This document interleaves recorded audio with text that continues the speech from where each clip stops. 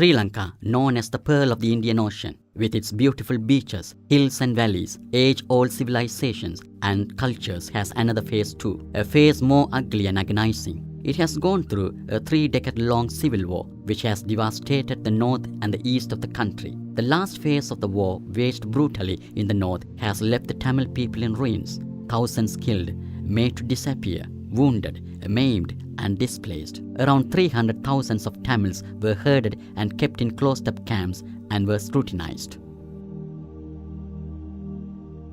Among many ill fates that befell upon the Tamil society in the north and east in the post-war period, the state of the women who are forced to head their families is of major importance. The Ministry of Women Affairs has stated that there are 89,000 widows in the north and east of the country. There is a fear among the independent sources that the figure might be much more than these official statistics of the government. Among them, 12,000 were below the age of 40 and 8,000 who had at least 3 children. In reality, the Sri Lankan government has washed its hands of these victims of its own war. Widows who can produce a death certificate for their husbands receive 50,000 rupees in compensation, which is very hard to get, and the remainder are given only 150 rupees a month. However, the affected women themselves on their own, at times with the support of few NGOs, have come out courageously saying that we shall live. என்னோட பேர் முராலினி. நான் ஜெயந்தினரில் வசித்து வரேன். ஜெயந்தினரில் நாங்கள் கிட்டத்தட்ட 2001 இருந்து திருமணமான காலத்தில். This is Muralini from Jayantinagar, Kilinochi. She was married in 2001 and in 2008 they began their journey of displacements. In 2009 April, my husband was killed at Valanyamadam in a military attack. Then with all others, I had to go into the military controlled area. I, with others, was kept in the detention camp and then was allowed to get back to Jayantinagar in 2010. There was nothing and no one to help me, and I was in a situation to earn my living on my own.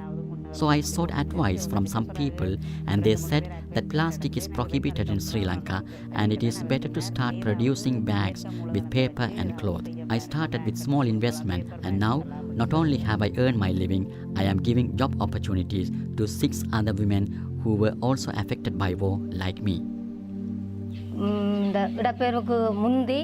This is Kausi from the village Pilakudiyurupu. Her contribution to society is little different.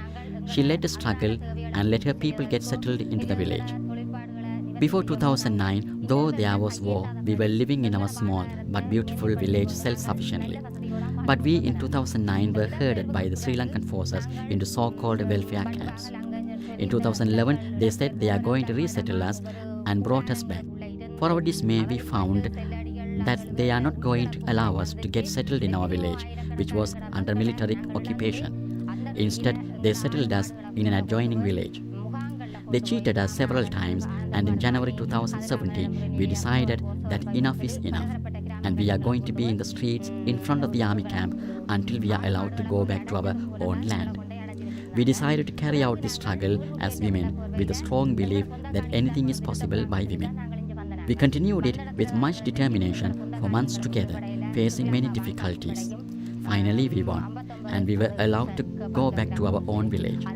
This gave hope to others as well. And in Cape Paplau, for example, the people are continuing to protest in front of the army camp for more than a year now. But I believe they too will win. I know well, she says, that if women decide they can achieve what they want. She is a woman of valor who inspired many others to achieve their own rights. This is Irdeda Shaila of Savakada Jatna. She, being a widow herself, runs a center for widows called Taraka that provides supports to many other widows in the village. Her husband was a fisherman and was killed by the Sri Lankan Navy in 1994. She, coming out of her dark days, resolved that she will be of help and inspiration to other widows of her type.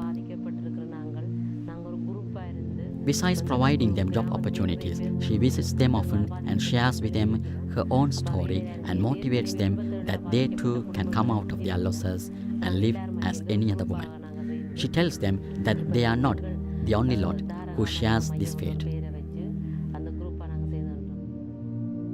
And we have also organizations like Suyam.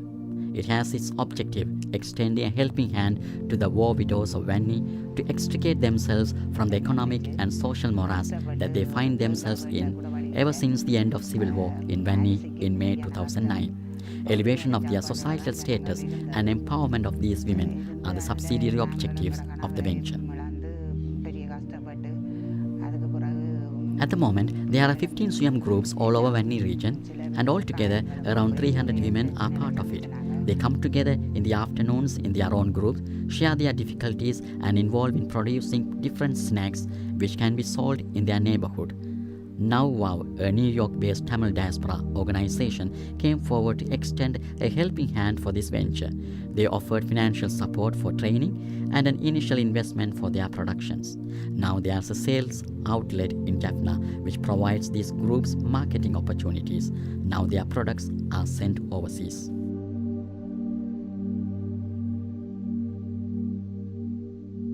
These are some examples of the power and potentials of women who are prepared to come out of any situations that enslave them. However, compared to the problems they undergo and the amount of women affected, these lead them nowhere. Sri Lanka has to go a very long way to rehabilitate its own war-affected women and to build a sustainable peace in the country.